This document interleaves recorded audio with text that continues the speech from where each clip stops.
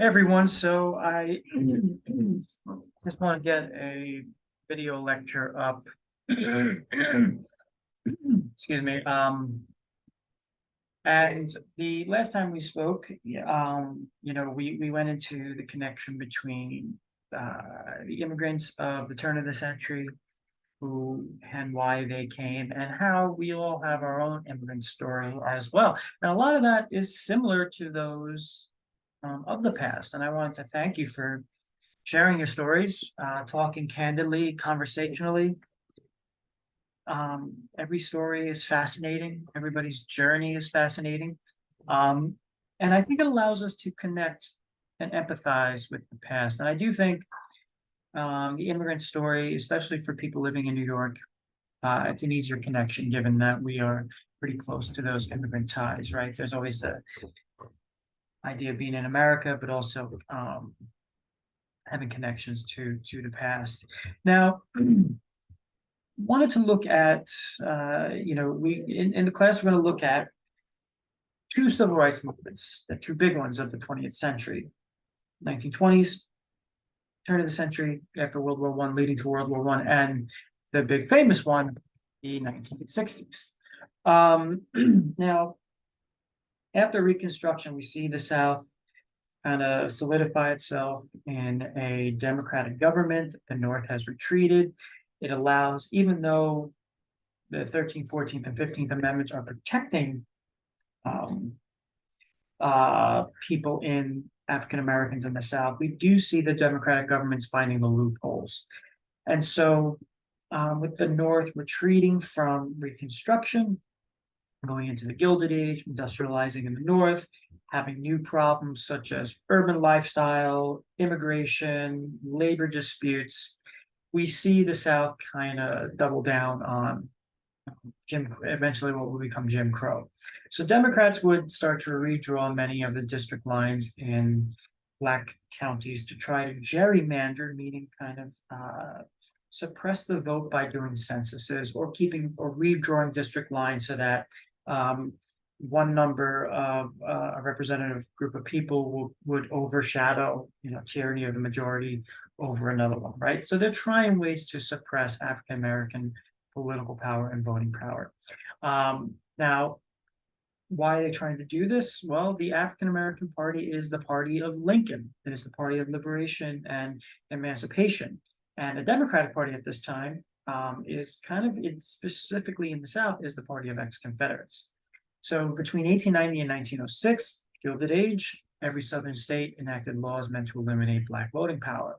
They would enact a poll tax, a fee for each citizen to pay to retain the right to vote, a grandfather clause, exempting, meaning if your grandfather did not vote, you were not able to vote. So this would overwhelmingly, beyond disproportionately, impact African Americans because we're only maybe one generation removed from the institution of slavery. So you're thinking people, if you're in your 40s or your 50s, you might have been born into the institution at the very tail end. So your father or your grandfather, if they're still alive, or regardless, just that two-generational remove would not allow you to vote. Literacy test, they would kind of present it as whether these people know enough about the new state constitutions that were rewritten after the Civil War so that these states could rejoin the Union, right? So they're kind of under the guise that we want our citizens to know about our new state constitution. But the real thing is that we have a group of people who were left out of education, literacy, and they don't have the means or the knowledge to pass a literacy test and to demonstrate to election officials that they have an understanding of the new state constitution. So it is really trying to oppress them.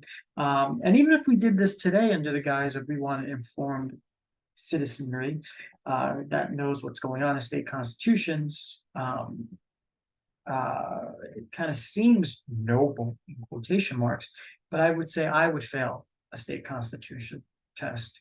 Right? We don't have that concept in America. We have the concept of birthright citizenship, right? We're born here, you're allowed to vote. All you have to do to vote, or should have to do to vote, is registered when you're the age of 18. Now, coming out of that, Jim Crow kind of, we're gonna have segregation in hotels, theaters, diners, busing, transportation. We start to see the civil rights movement actively use civil disobedience to draw attention to their struggles. So to a point, nothing is really random when we think about these cases. And the first one will be Plessy versus Ferguson. Plessy versus Ferguson, landmark case in the South, where we see Homer Plessy, a light-skinned African-American man, refusing to move to a different section of the train car by the conductor's order. Now, he is the perfect candidate because he is light-skinned. Louisiana is a very mixed place with Spanish, French, English, Native American, African American peoples there that over time, right? It is a melting pot city. And so Homer Plessy is a man of mixed race.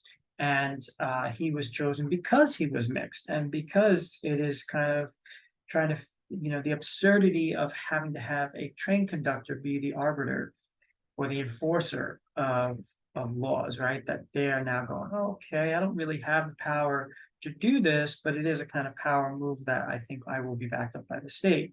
So this person is now, deciding who's who. Homer Plessy, the goal is, right, to get enough attention that this goes to a court and gains enough attention of the national media to draw attention on what's happening in the South.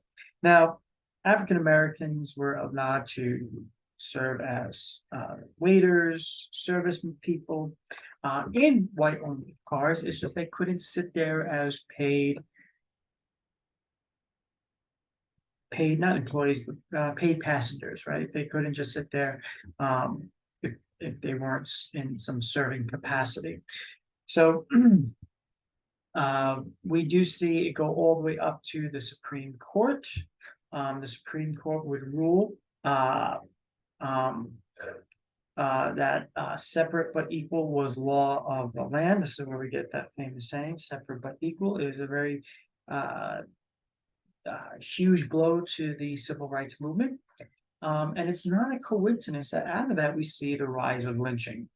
So like we see the Southern racists, segregationists, white supremacists empowered by this landmark decision, and we see an increase in violence against this community. By the mid-19th century, we have about 4,000 lynches in the South. And lynching is not hanging somebody. That is a popular I think that's how we popularly understand it. It was murder by mob without trial by jury and a jury of your peers, right? It is taking the law into your own hands where a mob, a group of renegade civilians, get together and they become the judge, jury, and executioner. So circumventing the kind of democratic process that we have and the Constitution and whatnot. And Southern electoral power, especially in the Democratic Party, would hinder Northern Democrats. Right? It's kind of known as a Southern cage. Southern Democratic electoral votes allowed presidents from the Northeast, Kennedy, John F. Kennedy, and FDR, to gain office because they need those electoral college votes mathematically to gain office. So in addition to having to appease the South, they couldn't touch certain issues. Even in the New Deal, FDR tried to sneak in an anti-lynching law, and Southern Democrats said, no, we saw what you're trying to do. Don't touch this issue. So we do see the rise of lynching, but then that leads to our first civil rights movement. The two leaders, they're kind of being reflective of each other in the 1960s. Booker T. Washington on the right, pictured on the right, and W.E.B. Du Bois with the mustache goatee, pictured on the left. And they kind of have their mirror images in the 1960s with Malcolm X kind of closer to W.E.B. Du Bois, a more radical, aggressive type in a very simplistic sense, and we have Booker T. Washington, much more of the nonviolent type, and that kind of correlates to Martin Luther King. So we will see this first movement, and the leaders are very, very interesting. I always like thinking, who would you choose if, in the art of persuasion in politics, whose plan for the advancement of African Americans would you choose? Like, whose plan would you get behind? So Booker T. Washington, right, where we come from is very, very important to our background and our worldview. Booker T. Washington is born to the South, born into the institution of slavery, spends first 9 years of his life as a slave. He's an educator, an author, orator, advisor to presidents of the United States, most famously Theodore Roosevelt, where Roosevelt would invite Booker T. Washington to have dinner with him, first African American invited by the president to dine with the president, and it was a big deal. There was a lot of backlash to this. Now, he comes up with the theory of accommodation for African Americans, mainly the fact that, yes, we know that we have these protections on the books, right, these constitutional rights, but they're words on a piece of paper that our governments and communities in the South are not living up to. So what do we do? How do we make sure that we come out on top? His theory was accommodation. During a very fraught, violent labor movement where European immigrants and white working class people were rising up in revolt, he said, if the African American worker presents himself as a good worker that shows up to work on time, he then will get the job, take that money and invest it back into their communities, right? We have to be somewhat self-sufficient. And from that, we will be able to start up our own schools, right? There's almost a kind of self-reliance aspect to Booker T. Washington. Now, I would say Booker T. Washington is much more of a realist and a pragmatist, looking at what is actually happening rather than the aspirational aspect. Then you have his alternate competitor from the North, W.E.B. Du Bois, one of the great intellectuals of the 20th century, great writers. One of the best books I've ever read was The Soul of Black Folks. Highly recommend that book.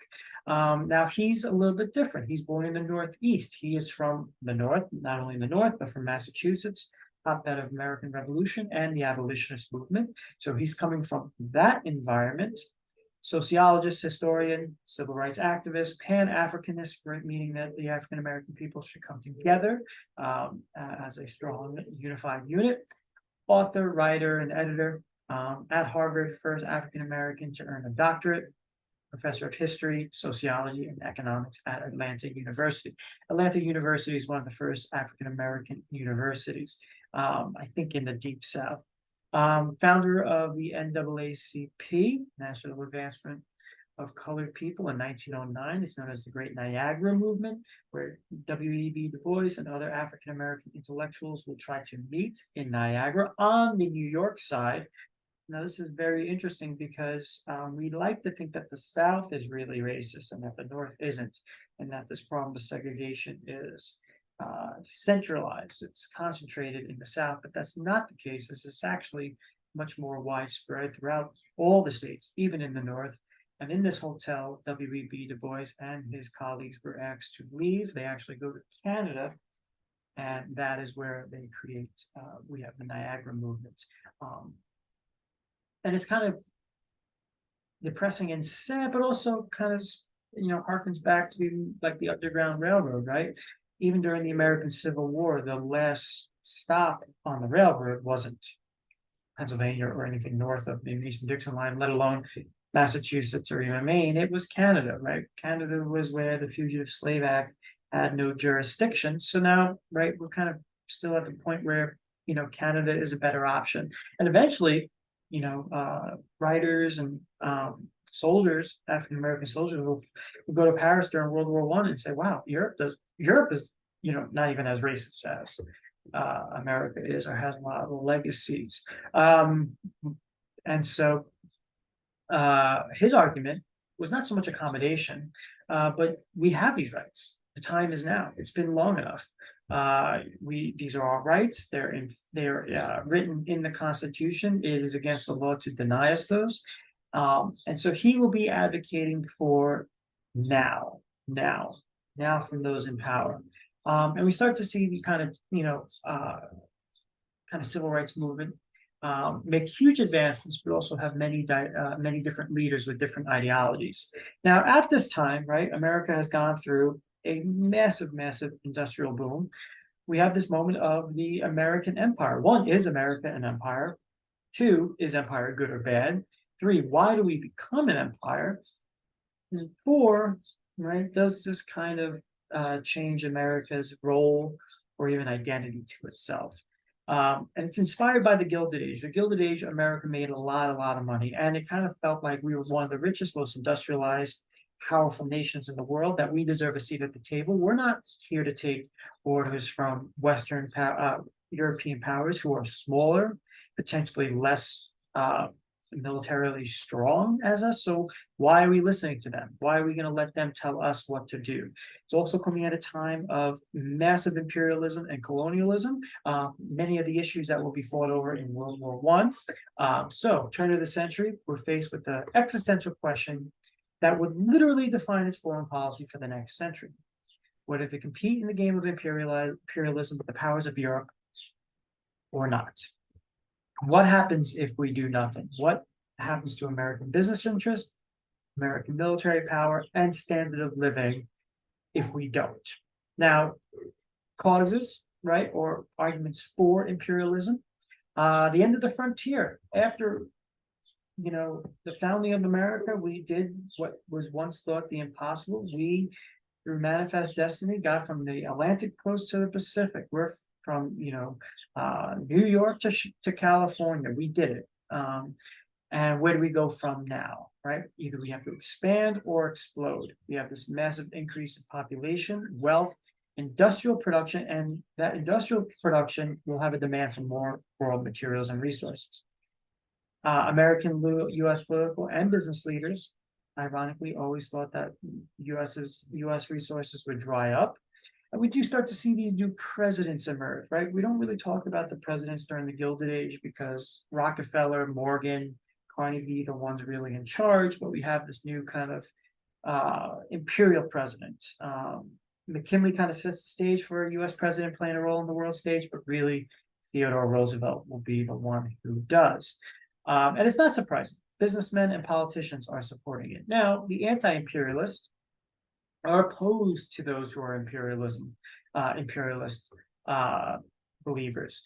They are opposed to expansion, believing that imperialism violated the principle of the United States that a just Republican government must derive from consent of the governed. Meaning, right? Mark Twain is arguing we're going to be no different than England, right?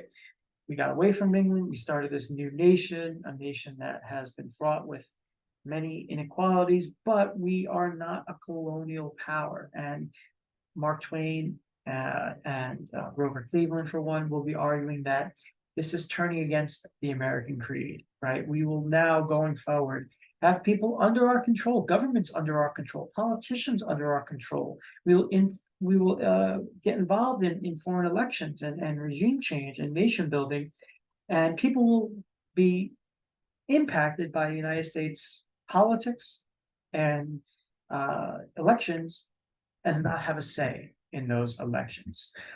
So not only do we have these two opposing thoughts, but we also have yellow journalism. And the relationship between the media and the government is going to change throughout the 20th century. Turn of the century, we see William Randolph Hearst kind of arguing for war, stoking the flames of war, working with the imperialists. Progressive era, we kind of see a little bit more muckraking documentary kind of uncovering, showing people what's wrong. And then eventually it changes with Watergate. Today, I think because we're still in the after effects of Watergate, and we're in a kind of society of, well, if it bleeds, it leads, and there's nothing off, everything is free game. There is no kind of line of, well, that's his personal life. We are in a takedown media mode where if you get something, some personal failing or somebody saying something on a hot mic or caught on videotape, you can use it to bring them down, and that is how we are kind of existing in a media world.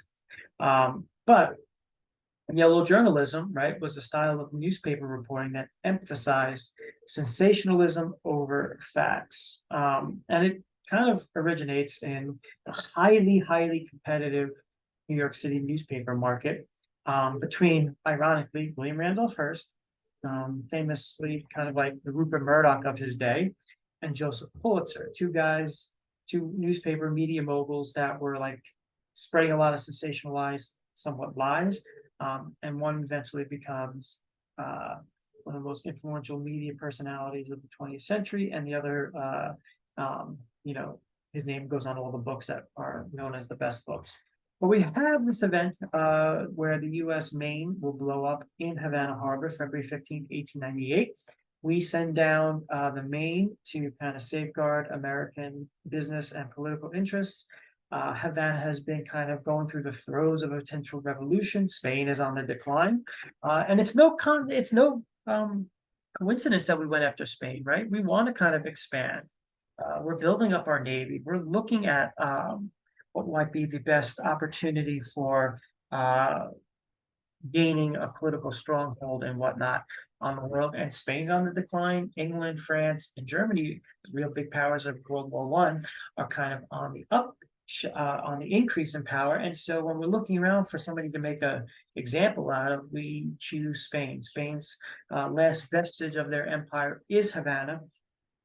And so we send the ship down to kind of make sure, in the case of a revolution, we can get American citizens out, and the battleship blows up. William Randolph Hearst will say,